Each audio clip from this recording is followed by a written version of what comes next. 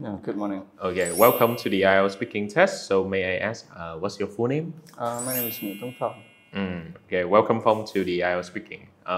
In the first part of the IELTS test, I'm going to ask you some questions to get to know you better. So now let's just talk about where you live. So where do you live? I live in Ho Chi Minh City. It's the biggest city in Vietnam.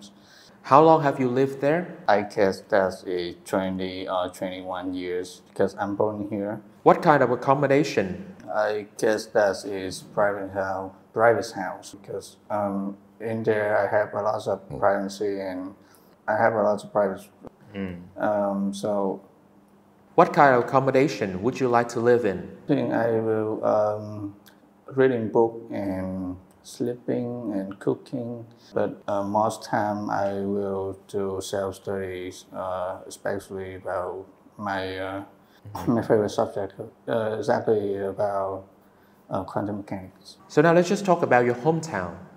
So where is your hometown? My hometown is north of Ho Chi Minh City, and there is a beautiful place with kind people, friendly people, and beautiful sceneries. What is the most interesting part of your hometown?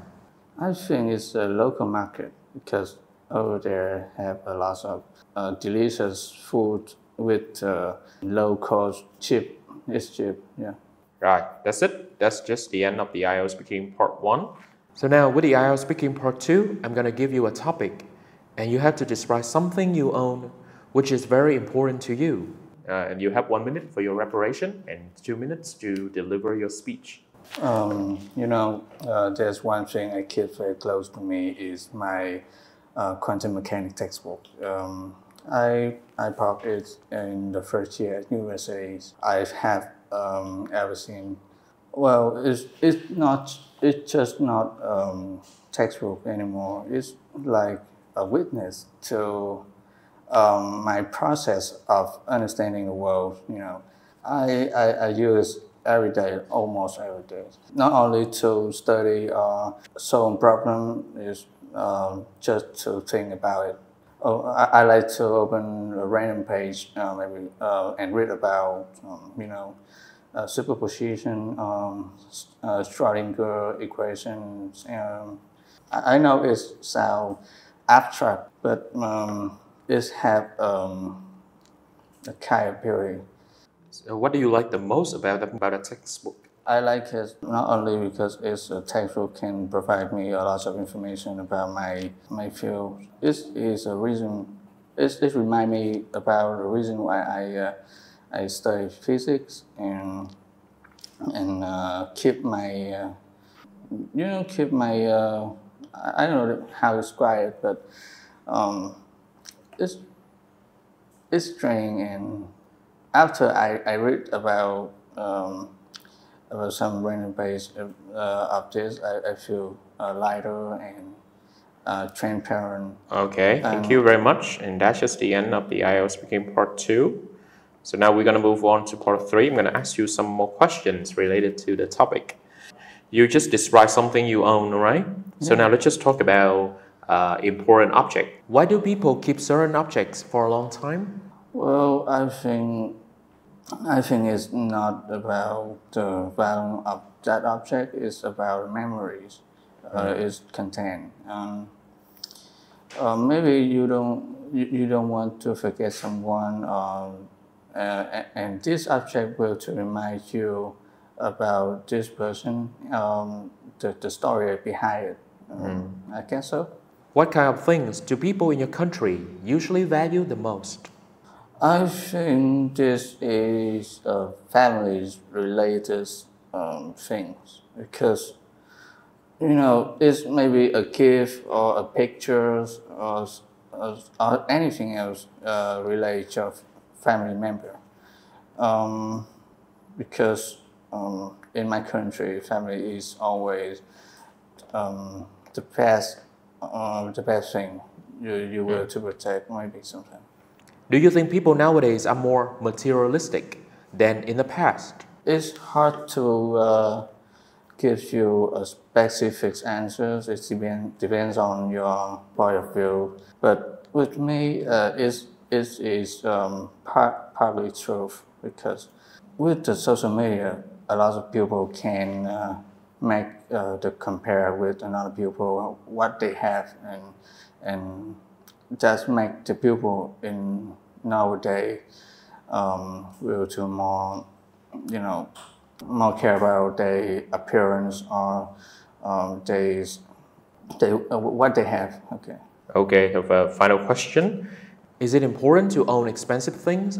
Why or why not? I can give you the answer because it's a hard question, but I think it's partly true. Maybe it depends on your purpose.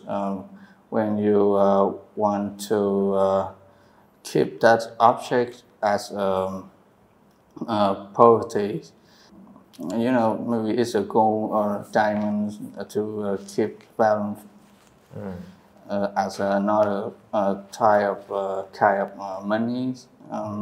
Or you want to keep that object is a memory object to remind you about something. Right. I don't know.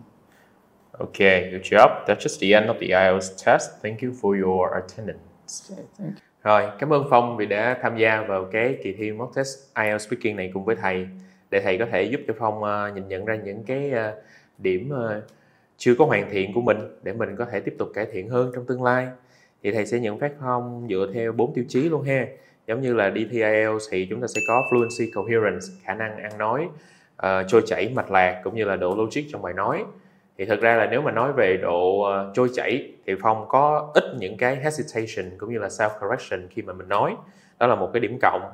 Nhưng mà trong cái tiêu chí này nó có cái phần gọi là coherence, cũng như trong cái criteria nó sẽ có ghi rõ ra là the ability to speak at length, có nghĩa là khả năng để mà kéo dài bài nói của mình ra. Thì cái này là chắc thầy nghĩ là Phong phải cải thiện hơn mình một xíu. Đặc biệt là ở phần part 1, câu trả lời của mình nó khá là ngắn, và có vẻ là nó cũng chưa có gọi là develop được cái ideas của mình một cách fully. Đó, cho nên là hãy cố gắng giúp thầy cải thiện cái fluency coherence hơn, đặc biệt là ở cái phần khả năng phát triển ý tưởng khi mà mình nói. Tiêu chí này thì nó sẽ tầm dao động từ cỡ 6 cho đến 7, nhưng mà thật ra thầy chắc sẽ nguyên hơn về 6. Rồi, về tiêu chí lexical resource thì thầy thấy đây là điểm mạnh của Phong, đặc biệt là ở phần part 2. Có vẻ là giống như đây là một cái chủ đề mà nó it's up your street, right? Nói chung là nó phù hợp với cái với cái đam mê, điểm mạnh của Phong, nên là Phong có rất là nhiều từ tốt trong cái phần này, giống như là equation hay là nói về cái lượng tử gì đó, đúng không ạ?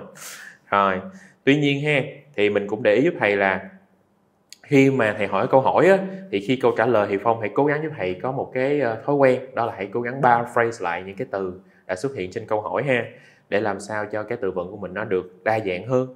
Đó. Nhưng mà ngoài ra thì Phong có sử dụng được rất nhiều những cái từ tốt như là abstract, transparent hay là specific answer, social media. Có thể là hơi run nên là Phong có sử dụng lộn cái từ mà property. Phong nãy như là Phong nói là thành từ poverty là sự nghèo khó. Đó, thì có gì không sao. Cái này cố gắng là bình tĩnh hơn trong lúc thi thì sẽ cải thiện được. Rồi, phần tiêu chí lexical resource thì cũng sẽ dao động từ tầm từ 6 đến 7. Đó. Rồi. Về phần grammatical range and accuracy thì thầy thấy Phong có sử dụng được not only but also trong bài nói của mình. Và hầu như là về độ accuracy, độ chính xác của những cái thì khá là ok, chuẩn chỉnh. Nhưng mà nếu mà nói về range, về độ đa dạng thì đó cũng hãy cố gắng để ý giúp thầy sử dụng những cái thì nâng cao hơn, advanced tenses hơn, chẳng hạn như là past continuous hay là present perfect, hoặc là những cái điểm ngữ pháp nâng cao chẳng hạn như là relative clause, mệnh đề quan hệ Rồi. Và cuối cùng là về tiêu chí phát âm. Thầy thấy tiêu chí phát âm về fluency có nghĩa là độ trôi chảy thì ok, nhưng mà về pronunciation thì Phong cố gắng giúp thầy là mình sẽ cố gắng phát âm cho nó tròn vành, nó rõ chữ hơn. Đôi khi là thầy biết là Phong cũng sẽ cố gắng nói cho nó nhanh, nhưng mà nhiều khi nó nhanh quá thì nó sẽ dễ bị slip your tongue. Nhiều khi nó có những cái âm nó bị chưa có rõ ràng, cho nên là hãy cố gắng nhiều khi mình nói chậm lại, mình stress hơn, mình để ý nhiều hơn đến intonation. Thì người nghe sẽ dễ bắt kịp được những cái main points mà mình muốn deliver. Rồi thì thầy thấy là điểm của Phong sẽ dao động từ tầm cỡ 6 chấm cho đến 6.5. Và thầy hơi nghiêng gravitate towards cái 6.0 hơn. Thì đây là bên điểm cuối cùng của Phong cho phần nhận xét của thầy. Cảm ơn Phong rất là nhiều. Right. Cảm ơn thầy. IELTS Fighter, hệ thống luyện thi IELTS uy tín số 1 Việt Nam.